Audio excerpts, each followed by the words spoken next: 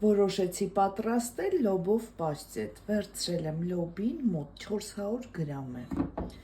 այստեղ կավելացնեմ 3 ատամիկ սխտոր, ընկույզ, մոտ 100 գրամ, բուսայուղ,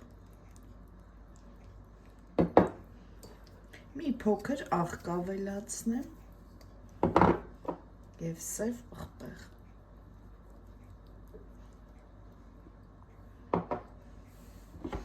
Բուսայուղի փոխարեն կարող եք նաև կարագ ավելացնել, եթե սիրում եք։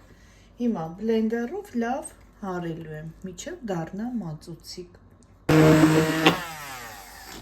Ահա, ստացվեց այսպիսի զանգված։ Հիմա կլցնեմ մատուցվող ամանի մեջ և գեղեցիկ կզարդարեմ։ Լցրեցի մատուցվող ամանի մեջ, կզարդարեմ սամիթով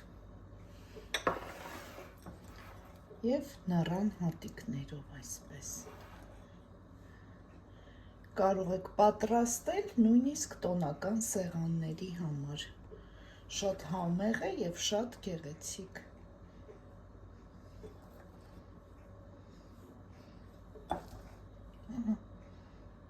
Այսքանը, բարի ախորժակ ցտեսություն։